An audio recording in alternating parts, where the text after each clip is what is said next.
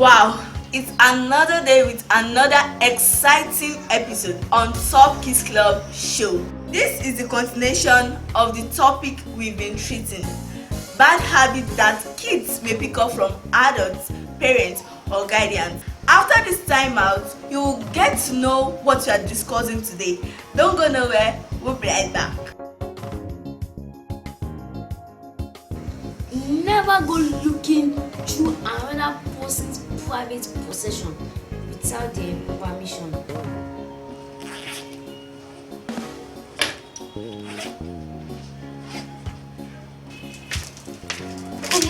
What are you searching for? My book. Your book without my permission. And if I beat you now, mommy will beat you. Take, see your face. Me? Yes, you. I'll tell you. Go and report. Bad habit. That is not how you do it.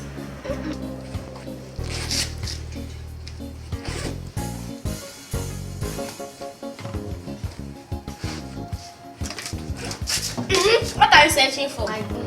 Without my permission. Tell me, big sister. This is it. Thank you.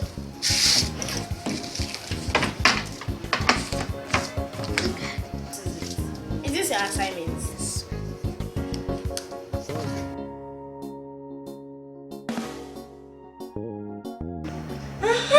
No, that is how you do it. Always ask for permission. Welcome back. Bad day-to-day habits. That's the topic we are going to be discussing today. Let me hand you over to Solomon and Rafiat. I'll be back. As she said, the topic we are treating today is bad day-to-day habits. These include habits such as nail biting. Tell me it's your most annoying and embarrassing addiction. And millions of you are even doing it right now. But chewing your nails is more than a bad habit. It could seriously be affecting your health. So Christine's here, and I want to thank you very much for coming clean about your nail biting. It's an expose right now. I notice you're hiding your hands. I always do. I always do. So how long have you been biting your nails? As long as I can remember, really. Since I was a youngster, but definitely as a teenager. And till now. And how's it affected your life? It's embarrassing. It's gross, disgusting. I know this. I know I should do better. But I feel like, how can I tell my 6-year-old daughter to stop sucking her thumb when mommy has her hands in her mouth? How can I be president of the PTA and seem like an adult when I'm sitting there with my fingers in my mouth? It is a bad habit because the dust and germs stuck into your nails will get into your body. The first concern with nail biting is actually infections. Great! Yeah, that's right. Well, it makes sense. Think about it. Your mouth has a lot of bacteria in it. You've got these beautiful nails, and if you're chewing on them all the time, you actually can get small cuts. Do you have any cuts on your hands? Oh. I watched the last segment. Yes, sure. This is the last segment's result. That little bit of blood that you see there. I don't know if you can. Yeah, you can see it right there, everybody. So I'm more concerned about that blood than the nail themselves because. And that's common though. Like that. It is. I won't stop until that is what causes me to stop. When it hurts or when it's bloody, like I don't stop until it's too bad. Well, oftentimes that's why you stop, because it's gotten bad enough that you know something's going on. Right. But this is what I see a lot in people. This is an infection. It can be bacterial or fungal. It's called a paronychia. When you chip away at this border, the protection of the nail, those little openings can allow bacteria to grow. And here's the thing, this is a treatable problem, but this can spread to other parts of the body, gets into your bloodstream, infects everything.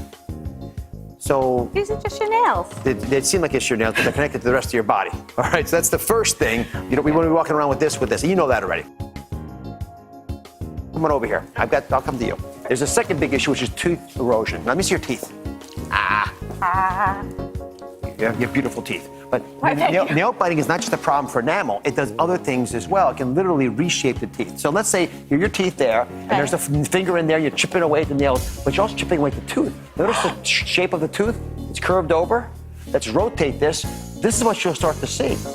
Curved teeth in the front. You didn't tell me this when I was a teenager. No, but I don't want anyone forgetting this, because here's someone, a fan of the show, who kindly sent us this picture. This is a real person. Front teeth, how they're curved over because of chronic nail biting. $15,000 in dental bills later, he fixed that. He had to have oral surgery to fix that problem. We need to stop this. We're going to stop that. Okay. As adults, nail biting may also be a sign of nervousness. The third concern is that it represents pathological grooming. That you're doing something that you don't want to do that makes you upset about doing it. So I asked psychologist Dr. Ori Shinar to join me. You're bringing the big guns Big guy. in. Thank you for joining us. This is something that's not talked about in a serious manner. It's just thought of as a little quirk. But it's become a bigger deal in your specialty. Until recently, it's been considered just another bad habit, but it's more than that. The American Psychiatric Association has classified it as an obsessive-compulsive related disorder. It resembles OCD in that there's a compulsive need to relieve anxiety or tension. So I'm just going to ask these questions on your behalf. Have you been to my house? Good. I mean, how do you know if it's crossed from simple little bit of nail biting into a more pathological state? Well, the behavior gets out of control. It starts to interfere with your life on a daily basis. People feel so much shame, so much embarrassment that they stop going out with friends. They're always hiding their hands, and they feel like they're always going to be ridiculed. We just did that all down the set with me right now. All right, so what's the first step for someone who thinks they may have an issue that's a bit more severe? If people seek the right treatment, the right protocol, they can stop the behavior. In my practice, we're able to have a success rate of 98% for patients who follow the protocol. We use a type of cognitive behavior therapy that's more specifically called habit reversal training. We help people become more aware, more accountable for the behavior, and we help them build this barrier, the physical barrier to stop them from having the teeth touch the nails. I'm going to give you some tips, if you don't mind, that please. Dr. Shinar would use in his behavioral therapy. These are simple tips you can start today. I'm going to ask you to pick one that you like a lot. Okay. Band-Aids are the first idea. You can cover over the nails. They serve as a physical reminder that you don't want to do it because you don't want to do it. So the subconscious movement towards your nails, which some of you in the audience right now are doing, by the way, I'm noticing. And if you're motivated the right way, it'll actually slow you down a little bit. So you won't be biting on those nails. Okay. So option number 2 is bitter nail polish, which that hasn't worked. Yeah, you grow to like it if you're nervous right? enough. You grow to like it. You can rip that right off real quick. How about jalapeno peppers? Would they work too? I haven't tried that. Try that. I'm willing. I'll try anything. That'll wake up your taste buds. And would you try the Band-Aids? I would try the Band-Aids. But But that's the problem too, is I feel like you're saying, it is a nervous habit. So what happened was when I stopped this, well then what's stopping me from twirling my hair or picking, it's a bad habit. At least that's a habit you can get past. Listen, we all have, we're all messed up, right? What makes it so fascinating for me to do the show is I deal with myself, my own issues every day, and everyone else's, and I see that it's through those crazy habits that we actually find out who we really are. You'll grow through this and learn about it from that, but I think some of these may be good crutches. In the meantime, will you do me a favor? I want you to put vitamin E oil on your cuticles. I could do that. That you can do. And actually, that doesn't even taste bad, but I want you to do that a couple times a day for all the nail biters out there to at least prevent damage to your nails. If your kids adopt this habit, it will affect them much more than it affects you. You know, adults already have a strong and developed immune system, whereas children don't.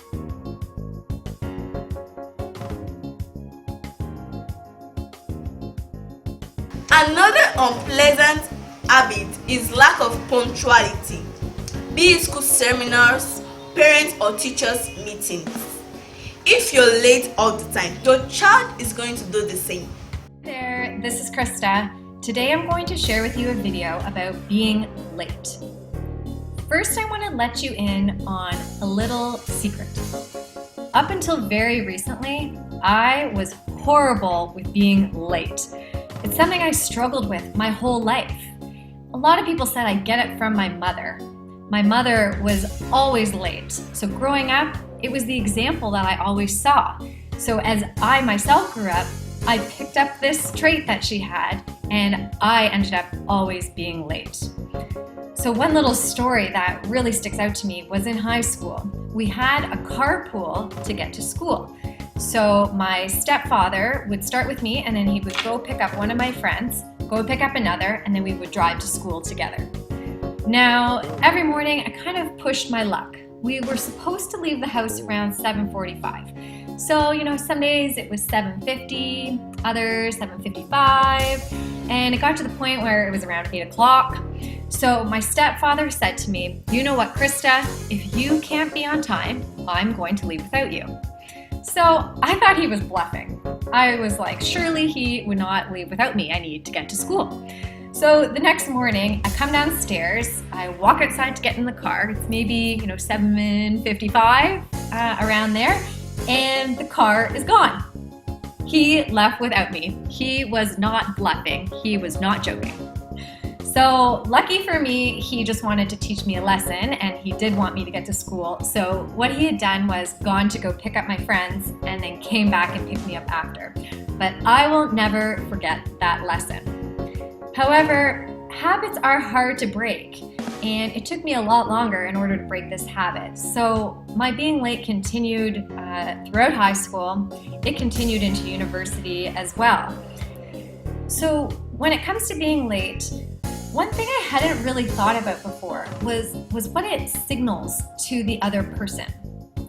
When you're late, have you thought that basically it's saying that your time is more valuable than the other person's time? I hadn't really consciously thought of this before. I certainly didn't consciously feel this way, that my time was more valuable than my friends. However, once I took a step back and I thought about it, I realized it made a lot of sense, because you're making them wait, and you're instead taking the time to do something else that you are deeming more of a priority. So once I thought about it from that perspective, it really kind of changed the way I thought about being late. Helping your child become punctual involves showing them the importance of time. One way to do this is by purposely attending any functions, meetings, or events, and make sure to get there on time. And let your kids see this. What is the real harm of being early? You can do something else, you can people watch, you can have a moment to reflect, you can be on your phone. And so I decided, rather than aim to be there on time, which often led to me being late, because if anything went wrong, it would push me over and I would be late, I decided I was going to always try to be at least 15 minutes early. And wow, what a shift that has been in my life. I didn't realize the stress that I had. Every time I was going somewhere and I was right up against the clock, and if anything went wrong, I was going to be late. And so every time I was going somewhere, I had this extra stress, this anxiety. So since I've started to just say, you know what, I'm gonna be early. What's the harm in it? It's greatly reduced that stress, and it's made me more present when that other person arrives. I have had a chance to reflect. I've had a chance to gather my thoughts, to relax, and I think it's made me better able to show up with my friends and with the fellow people that I'm meeting. So that's how far we can go on today's topic. Don't forget you're watching Top Kids Club show. I am Odele Rafiat, and you are watching Top Kids Club show. I'm Adebezon Solomon, and you are watching Top Kids Club show. Don't forget to subscribe, like, and share. And I still remain your girl Khalid Aminat. Bye!